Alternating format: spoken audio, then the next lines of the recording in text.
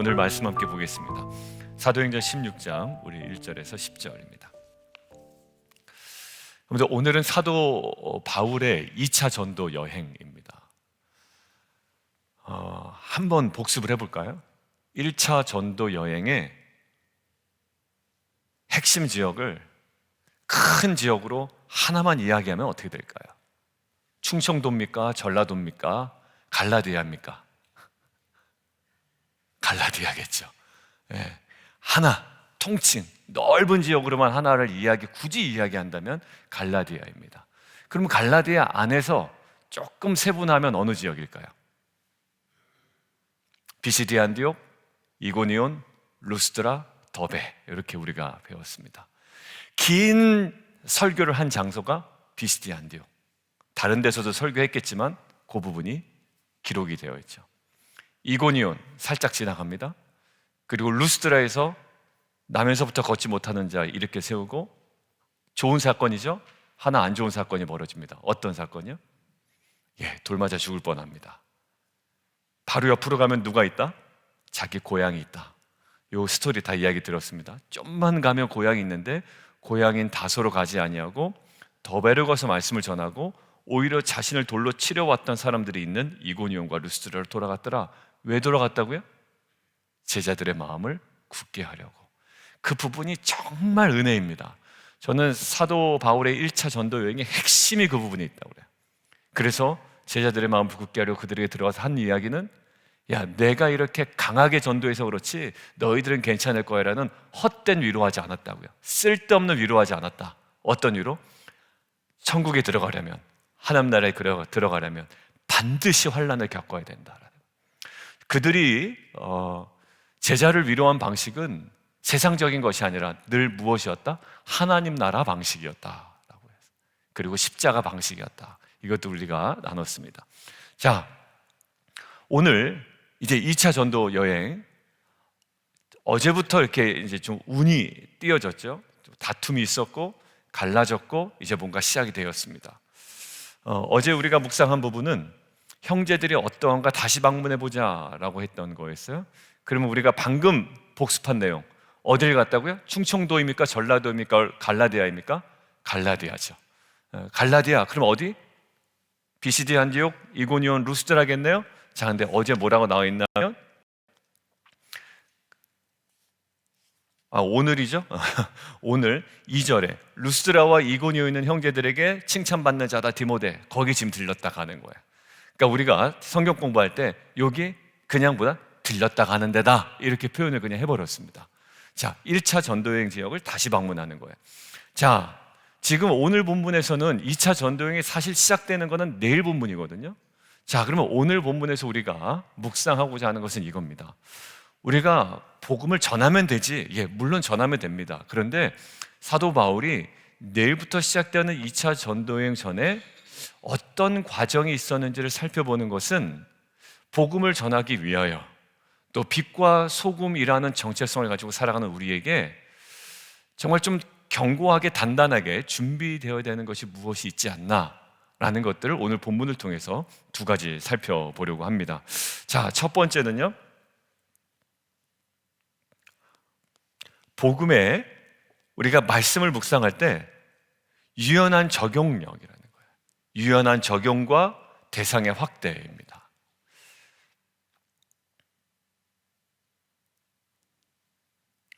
여러분들 말씀 묵상한 다음에 적용이 쉬우세요? 잘 안 된다고 하신 분들이 많더라고요. 무슨 말인지 알겠대, 이 말씀이. 근데 이 말씀이 나한테 어떻게 적용되는지 모르겠다라는 거예요. 오늘 맨 마지막 절로 볼까요? 10절. 인정함 이러라. 이건 뭘까요? 깨달은 거예요. 하나님께서 여러 차례 막으시고 또 거부하시고 또 그렇게 가능하지 못하도록 여러 가지 모든 조치를 해놓으셨잖아요. 자, 근데 결국 정확하게 깨닫습니다. 그러니까 사실 우리의 말씀이 어떻게 적용되어야 되는지 우리는 사실 몰라요. 그러니까 집사님 요새 묵상 어떠세요? 그러면 자꾸 이렇게 길게 얘기할 때는 뭐냐면 제대로 적용이 안 됐거나 나에게 개인적인 뭔가 메시지가 오지 않은 겁니다. 그죠? 자, 그런데 오늘 보니까 유연한 적용과 대상의 확대. 이게 무슨 말이냐면 함께 보겠습니다. 오늘 누굴 만나나요? 재방문해서 누구를 만나죠? 디모데를 만납니다. 루스드라와 이고니온에 있는 형제. 자, 1절 바울이 더베와 루스드라에도 이르렀다. 다 1차 전도여행의 지역이에요. 비시디 안디옥, 이고니온, 루스드라, 더베. 이제 순서 외우셨잖아요. 그러니까 거꾸로 갑니다. 왜 그럴까요? 이쪽으로 가니까 더베 먼저 가고 루스드라 가고 거꾸로. 자, 거기서 디모데를 만났는데 디모데의 배경을 설명하네요. 저자가. 그럼 뭔가 스토리 이야기할 게 있다라는 거야. 엄마는 어디 사람? 엄마는 유대인. 아버지는 누구? 이방인. 쉽게 얘기하면. 그러면 모계 사회에서 이 사람은 유대인입니까? 이방인입니까? 유대인이죠. 자, 그런데 유대인이든 아니든 지금 사도 바울이 전한 복음은 어떤 복음이었습니까? 할례가 구원의 조건이다 아니다? 아니다. 사도 바울이 전한 복음의 내용이 아니다라는 거예요. 그리고 예루살렘 회의에서 결정된 내용이 뭐였죠? 바로 그 내용이었습니다. 그거 무거운 짐 지우개 하지 말자라는 거예요. 자, 그런데 지금 보십시오. 3절 함께 읽어볼까요? 시작. 바울이 그를 데리고 떠나고자 할새 그 지역에 있는 유대인으로 말미암아 그를 데려다가 할례를 행하니. 자, 사도 바울이 지금 뭘 합니까? 자기가 전한 복음과는 전혀 다른 행동을 하고 있죠. 지금 묵상은 그렇게 해놓고 전하기는 그렇게 전해놓고 그리고 결정은 그렇게 해놓고 지금 전혀 엉뚱한 행동을 하고 있죠. 적용 실패처럼 보인단 말이에요. 자, 그런데 거기에 그렇게만 적혀 있지 않아요. 뭐라고 되어 있나요? 유대인으로 말미암아. 복음 때문에 한 게 아닙니다. 그러니까 본인이 주장한 내용에 근거하면 사실 할 필요가 없는데 누구를 배려해서? 유대인을 배려해서. 그러고 나서 보니까 사도 바울이 전했던 복음의 내용이 뭐였습니까? 절대로 할례 받으면 안 된다 했습니까? 할례가 구원의 조건은 아니다였습니까? 예, 전자입니까? 후자입니까? 후자였죠. 절대로 할례 받아서는 안 된다, 이거 아니었다고요? 할례가 구원의 조건은 아니다, 이방인에게 요구하지 마라, 이거였죠. 자, 근데 지금 누굽니까? 유대인이에요. 유대인은 전통적으로 할례를 받습니다. 그리고 그 할례 받는 것을 뭐라고 할 필요가 없지요. 근데 나중에 유대인에게 접근하고 이렇게 해나갈 때 이 사람이 어머니가 유대인이고 아버지가 이방인이기 때문에 이 사람이 할례를 안 받으면 누구에게 자꾸 거리낄까요? 유대인에게 자꾸 거리낀단 말이에요. 그래서 지금 전한 복음과는 약간 뭐하게? 유연하게 배치되는 거 아닙니다. 절대로 구원을 위해서는 할례 받으면 안 돼가 아니었어요. 구원의 조건은 아니야 라는 거였잖아요. 그러니까 이것들을 어떻게 하죠? 유연하게 적용합니다. 저는요, 복음을 믿고 나서 우리가 너무 시야가 좁아지는 것들은 경계해야 된다고요. 왜? 이러면 어떻게 될까요? 더 얻지를 못합니다. 접점을 잃어버리게 되는 거예요. 지금 바울은요, 굉장히 유연하게 이것들을 대처하고 있습니다. 할례, 여러분들 이것은 어찌 보면 불필요하다라고 생각할 수가 있지만 너무나도 디모데에게는 필요했던 거예요. 구원을 위해서가 아니라 복음의 뭘 위해서? 확장을 위해서.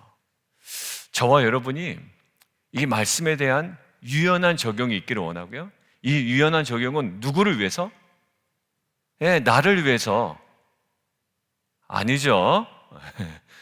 나를 위해서 유연한 적용을 하면 그건 나쁜 놈이죠. 그죠? 내가 더 놀기 위해서, 내가 조금 더 헌신 덜 하려고, 내가 피곤하니까, 이것은요, 그건 뭐 얘기할 필요가 없고, 나를 위한 유연한 적용이 아니라 지금 누구를 위한 유연한 적용? 유대인을 위한 유연한 적용, 믿지 않는 자를 위한 유연한 적용이 저와 여러분에게 있기를 원합니다. 여러분들, 어디서 그게 나타나면 사도 바울이 내가 언제는 무엇처럼 된다? 마치 믿지 않는 자처럼 된다.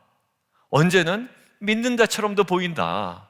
근데 그 모든 것들이 뭐 하기 위함이다? 내가 편하기 위함이다가 아니란다면 내가 편하기 위함이다. 뭐라고요? 그들을 얻기 위함이다 라고 이야기했잖아요. 그러니까 오늘 이야기하는 이 복음의 유연한 적용은 뭘까요? 그들을 얻고자 위함이다 라는 거예요. 이 마음이 열려있지 않으면 2차 전도여행 가봤자 사람들하고 담만 싼다고요. 너는 이래서 한다고 저는 저래서 한다고. 꼭 신앙생활 오래 하신 분들 중에 그런 관점이 있어요. 처음에는 부드럽다가 나중에 본성이 드러나는 거예요. 성격 드러나고, 이건 이래서 한다고 저건 저래서 한다고 막 이러다 보니까 옆에 사람이 안 붙어. 오래 가질 못해. 예수님 어땠죠? 창녀들하고 식사 같이 했단 말이에요. 그 다음에 누구하고? 세리들하고 같이 밥 먹었죠. 복음의 무슨 적용? 유연한 적용. 목적은 하나, 뭐 하기 위하여? 얻기 위하여. 여러분들 2, 3일 전부터 계속 말씀드렸습니다. 예민해지지 말자고. 신앙생활 하면서 예민해지는 사람은 진짜 문제 있는 사람이에요.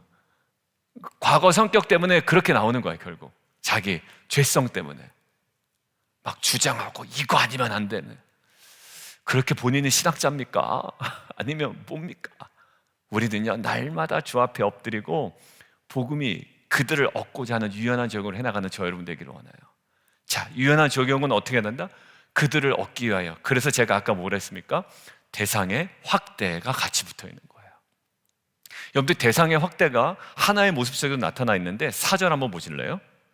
여러 성으로 다녀갈 때에 예루살렘에 있는 사도와 장로들이 작정한 규례를 그들에게 주어 지키겠다라고 하죠. 여러 성으로 다녀갈 때에 예루살렘에 있는 사도와 장로들이 작정한 규례, 이건 뭘까요? 사도행전 15장에 나타났던 예루살렘 회의 결과죠. 이것들이 원래 어디로 갔습니까? 자, 15장 함께 잠깐 보죠. 원래 어디로 보내자고 그랬나요? 23절, 15장 23절 목요일 본문입니다. 자, 그 편지를 붙여 이르되 사도와 장로된 형제들은, 자 여기 보죠. 사도와 장로들이 작정한 규례 똑같죠? 이 내용을 어디다 보낸다고요? 안디옥. 왜? 안디옥 교회에서 문제가 발생했거든요. 할례 받으라고 자꾸. 그리고 수리아와 길리게아에 있는 이방 형제들에게 문안하노라 이들에게 전했어요. 근데 이게 어떻게 됩니까? 지금 다시 넘어오세요. 오늘 본문. 예루살렘에 있는 사도와 장로들이 작정한 규례를 어디? 여러 성으로 다녀갈 때 그들에게도 전합니다. 이것들이 어떻게 되죠? 확대되어 가고 있다는 거예요. 어디 이렇게 딱 공간에 갇혀 있지 않습니다. 여러분들, 내가 묵상한 내용이 누구한테 확대돼야 될까요? 가까운 우리 자녀.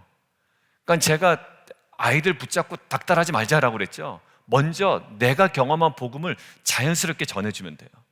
내가 묵상하고 우리 흔히 얘기하는 대로 내가 하나님 앞에서 깨진 거, 내가 하나님 앞에서 회개했던 거, 내가 잘못 생각하고 잘못 걸어갔던 길을 하나님께서 어찌 보면 책망하셨던 거, 이것들을 나눠주면 돼. 이것들이 확장되어 가잖아요. 오늘 보세요. 예루살렘에 있는 사도와 장로들의 작정한 규례 밑줄 쫙 그어놓으시고 거기다 적어놓으실래요? 도그마라고 적어놓으세요.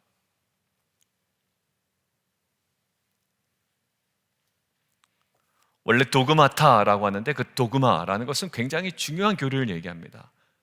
근데 지금 이 작정한 규례를 얘기할 때 도그마라는 단어를 사용한 누가의 의도가 있다라는 거예요. 바울과 실라가 전한 규례가 뭐하다? 굉장히 중요했다라는 거예요. 그리고 이 중요한 규례는 어떻게 됐다? 확장됐다라는 거예요. 계속적으로 다니는 성마다. 그리고 거기에 그들에게 주었다라고 했죠. 주어 지키겠다. 주어 밑줄 그어놓으시고요. 파레디도산 이렇게 적어놓으십시오. 파레디도산. 근데 중요하진 않아요. 파레디도산이 어디 쓰였는지가 더 중요해요. 그냥 적어만 놓으세요. 파레디도산이라는 헬라어인데요, 이 헬라어가 어디 쓰였냐면 주의 만찬과 부활을 강조할 때 사도 바울이 고린도전서에서 사용했던 거거든요. 나중에 한번 찾아보세요. 고린도전서 11장 23절에 이렇게 사도 바울이 이야기합니다. 내가 너희에게 전한 것은 주께 받은 것이니 주 예수께서 잡히시던 밤에 떡을 가지사 축사하시고, 뭐에 관한 내용이죠? 주의 만찬. 내가 너희에게 전한 것은 주께 받은 것이니 주 예수께서 잡히시던 밤에 떡을 가지사 축사하시고 이르시되, 이 주의 만찬 설명할 때 그때 내가 너희에게 전했다라고 할 때 똑같은 단어. 자, 그 다음에 고린도전서 15장에 부활을 강조할 때 내가 받은 것을 너희에게 전하였노니 라고 하면서 주 예수께서 죽으심과 부활하심, 그리고 계속 누구에게 나타나셨고 누구에게 나타나셨고 500여 명에게 나타나셨고, 무엇을 강조하는데? 부활을 강조하는데. 그러니까 학자들이요, 요 단어 그들에게 주었다라고 할 때 사도 바울이 굉장히 중요한 주의 만찬과 그리고 부활을 누군가에게 전할 때 사용했던 그 헬라어를 동일하게 사용했다는 것은, 그리고 도그마라는 작정한 규례라는 이 어찌 보면 굉장히 중요한 것임을 강조하며 전했다는 것은, 단지 이것들이 필요한 곳에 안디옥에 전해지고 목요일 본문처럼 수리아와 길리기아에 뿐만 아니라 사도 바울이 이것들을 계속 대상을 확대해 나갔다라는 거예요. 복음은 그런 것 같아요. 복음은 그들을 얻기 위하여 우리 안에 유연한 적용이 가능하게 하고요, 그렇지만 이것들이 어느 공간에 갇히지 아니하고 이것들이 계속 확대되어가는 귀한 영향력이 있던 거예요. 그런데 복음이 어디에 있습니까? 여러분들이 경험한 복음이. 자녀들과 좋은 시간 보내는 거 참 감사해요. 그런데 저는 가장 좋은 시간은 여러분들이 정말 복음을 경험했다면 이것들이 확장돼야 돼요, 그들에게. 제가 어제도 말씀드렸죠. 제 안에 묵상됐던 거, 제가 그래서 결단을 내야 되는 부분이 있어서 그것들이 이제 사모와 함께 결정하고 또 도움을 받아야 되는 부분이 있어서 제가 이것들을 얘기를 하고 있는데, 막내도 좀 들어야 될 것 같아서 다시 불러서 얘기했더니 아빠 다 듣고 있었어, 저쪽 방에서. 왜냐하면 그러면 걔가, 그 아이도 그 영혼 구원에 대한 하나님의 마음이 어떤지, 그리고 아빠가 어떤 결정을 했는지, 아빠가 어떤 편견이 있었는지, 그리고 그 아빠에게 있었던 편견을 베드로 본문을 통해서 어떻게 깼는지, 이것들을 어떻게 그들도 경험하게 되는 거죠. 같이 기도하게 되고. 여러분들 아무리 오래 생활했다, 경험 있다라고 해도 우리 안에 그냥 내 고집만 남아있는 신앙이라면 그게 무슨 의미가 있겠습니까? 유연하게 적용하여 그들을 얻고자 하고, 그들과 나는 달라, 나는 우리 아버지 어머니가 장로님이야, 권사님이야, 아무리 그래봤자 무슨 상관이 있어요.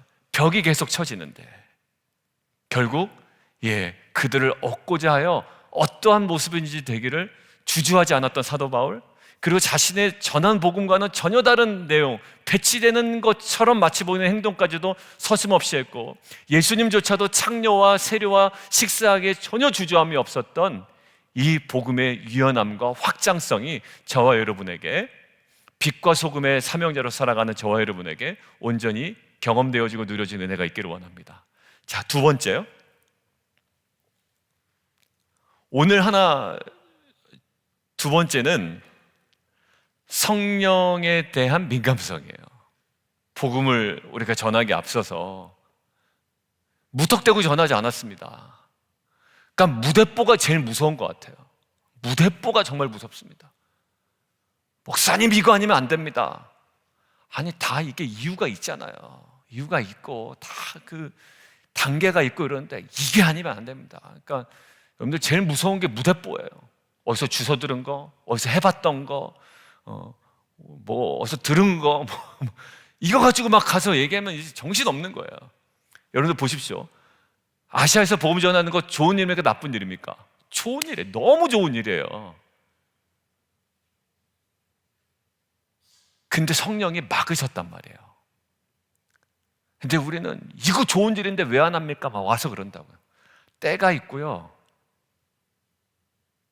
방법이 있고 또 그 시기가 있어요.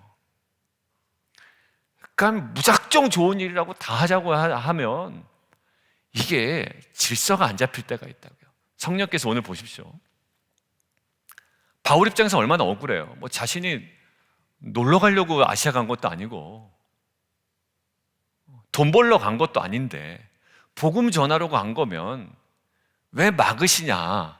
아니면 좀 막히더라도 아니다, 이거 자체는 명분이 있는 하나님께서 원하시는 일이기 때문에 난 죽어도 간다라고 그랬으면 아마 굉장히 많은 시간을 스트럭을 했을 거예요. 근데 사도 바울 보십시오. 성령이 아시아에서 말씀을 전하게 못하게 하시거늘 바울이 어떻게 합니까? 부르기아와 갈라디아 땅으로 갑니다. 옮겨갑니다. 그거 너무나 좋은 일인데 왜 막으십니까? 라고 하지 아니하고 옮겨갑니다. 여기서 학자들이 얘기하는 중요한 한 가지가 있습니다. 뭐냐면 하나님의 금지와 바울의 시도라는 상호작용이 있다는 거예요. 여러분들, 금지는 옳지 않아서 금지시킨 게 아닙니다. 여기에 우리의 신앙의 깊이가 이제 있는 거예요.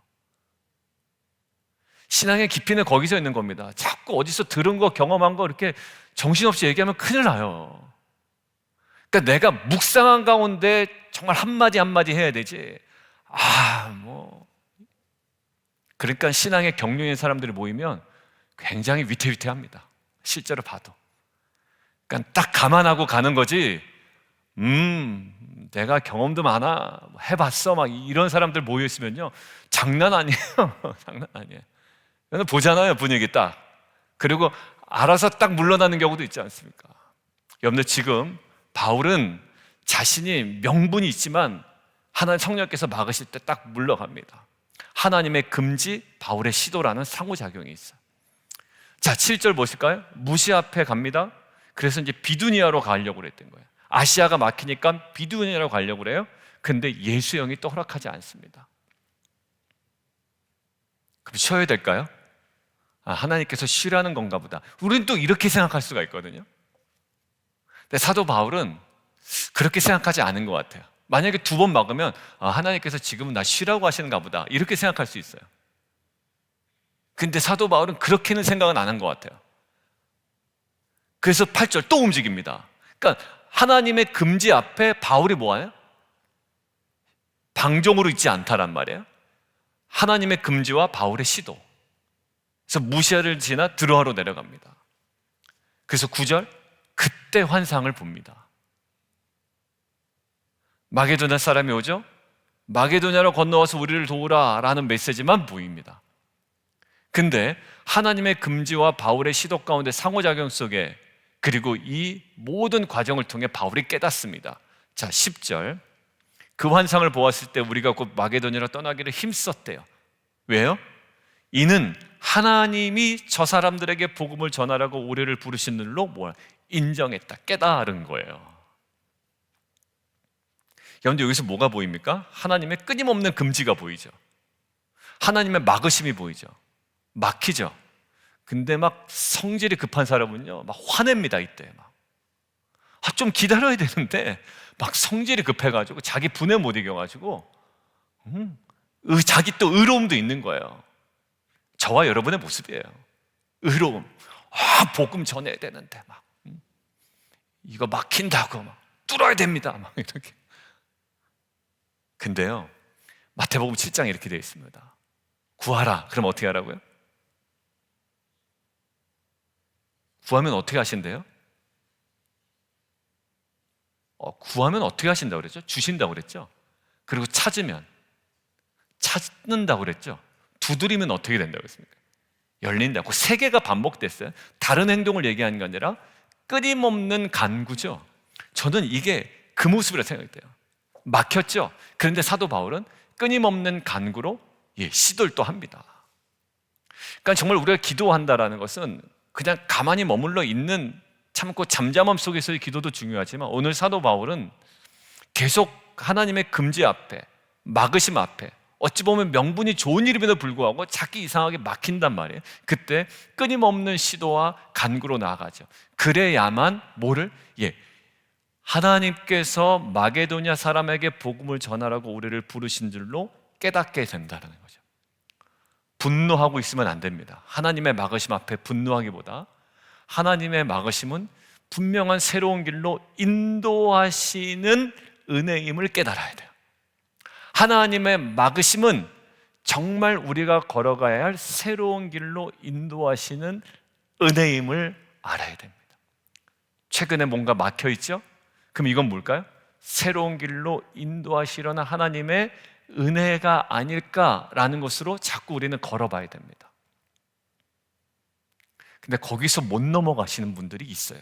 저도 그렇지만 거기서 어떻게 될까요?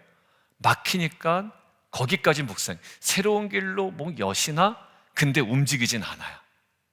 그것이 비즈니스건, 그것이 학업이건, 그것이 어떤 사역의 내용이건 방향이건, 막힌 그 자리에서 그냥 가만히 있죠. 근데 사도 바울을 보면 계속 뭔가 움직입니다. 하나님의 금지와 사도 바울의 시도, 그리고 간구, 그 안에 뭔가를 깨닫게 됩니다. 사랑하는 성도 여러분, 우리 안에 복음 공동체로서 필요하고 준비해야 되는 것들이 있어요. 오늘 두 가지 나눴습니다. 하나는 유연한 적용과 대상의 확대예요. 오히려 복음은요, 더 확대돼야 됩니다. 갈라디아서 보면 베드로가 이방인과 밥 먹고 있다가 막 사람들이 오니까 어떻게 됐죠? 슬쩍 이방인하고 밥 안 먹은 것처럼 슬쩍 일어났다가 누구한테 된통 혼납니까? 바울한테 혼나죠. 그리고 바울은 그 장면을 복음을 전하는데 예화로 사용해 버립니다. 굉장히 베드로 기분 나빴을 거예요. 베드로한테 그러는 거예요. 너 우리가 전한 복음과 어찌 다르게 행동하느냐? 왜 이방인하고 같이 밥 먹고 있다가 슬쩍 자리를 일어나느냐? 마치 안 먹은 사람처럼. 그럼 우리가 전한 복음이 뭐가 되느냐라는 거예요. 그럼에도 불구하고 어떻게 되죠? 오늘 디모데에게는 할례를 행하게 합니다. 이유는 단 한 가지예요. 뭐야, 이렇게 됐다가 저렇게 됐다가. 사도 바울이 얻고자 위함이라는 거예요. 우리가 얻고자 하여 얼마나 오해받는 행동도 감수할 수 있는가, 그리고 얼마나 복음이 더 유연하게 적용될 수 있는지 우리가 늘 깊이 고민하고, 왜? 빛과 소금이기 때문에 그렇습니다. 아니면 꽁한 사람만 돼요. 꽁한 사람. 야, 고 안 들어가. 오히려 복음으로 충만한 공동체인데도 바늘로 찔러도 피가 안 나. 이렇게 된다고요. 우리는 바늘로 찔르면 피도 나야 되고요, 아프다고 악소리도 내야 되고, 그들과 함께 같이 걸어가야 되고, 같이 식사도 해야 되는 거예요. 여러분들, 이렇게 복음의 유연한 적용과 또 이 대상에 계속적으로 확장되어가는 저 여러분 되기를 원하고요. 그리고 우리가 정말 명분을 갖고 있는 사역들이 있어요. 아시아에 가서 복음을 전한다, 무엇을 한다, 이 사역이 나쁜 거냐, 막 이렇게 급하게 막 따지고 분노하지 마시고요, 성령께서 이렇게 좀 막으실 때 하나님께서 새롭게 여시는 길이 무엇인지를 좀 차분하게, 그러나 끊임없이 시도하며 그것들을 알아가는 저 여러분 되었으면 좋겠습니다. 그게 뭘까요? 성숙한 공동체예요. 옛날엔 명분 싸움이었지만 이제 뭘까요? 성령의 인도하심 따라갑니다. 여러분들, 정말 명분 싸움 가면 공동체 얼마나 피곤한지 몰라요. 거기가 어디였습니까? 바로 아주 혼탁했던 사사기가 명분 싸움이잖아요. 야, 너 왜 그때 안 나왔어? 그래가지고 막 또 안 나온 집화 다 몰살시키고, 몰살시킨 다음에 또 미안하니까 야, 우리가 남이가 이러면서 또 막 여자 갖다가 그냥 채워주고, 안 되니까 보쌈 해가다가 그냥 갖다가 하라고. 뭡니까? 그죠? 명분에 사로잡혔던 모습이에요. 하나님의 마음은 다 잃어버리고. 복음을 전하기 앞서 오늘 사도 바울이 지금 어떻게 준비되어 가고 있는지, 이 공동체가 어떻게 깊어지고 있는가를 보여주고 있어요. 저 여러분이 어디서 주워 들은 얘기, 또 한낱 정말 어찌 보면 연약해 보이는 우리의 경험에 얽매여 있는 자가 아니라 늘 말씀과 성령 안에 깨어 있어 하나님께서 새롭게 열어놓으시는 정말 그 신세계, 복음의 그 확장성을 가지고 빛과 소금의 사명을 감당하는 저 여러분 되기를 주님의 이름으로 축원합니다. 우리 함께 좀 기도하며 나가도록 하겠습니다.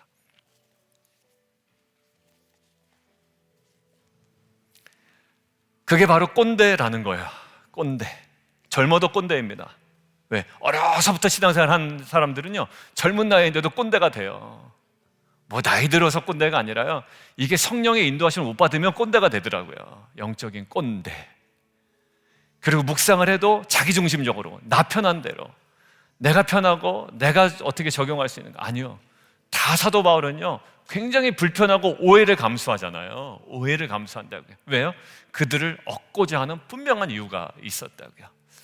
이제 우리가 복음의 공동체고 빛과 소금의 공동체인데, 이러한 오늘 어찌 보면 2차 전도여행 가기 직전에 준비되어 왔던 이런 모습들이 우리 안에 깊어지고 성숙해가는 공동체 모습이 되기를 원합니다. 우리 주님 이름 한번 부르고 함께 우리가 고백하며 나아가도록 하겠습니다. 주여, 살아계신 하나님 아버지 감사합니다.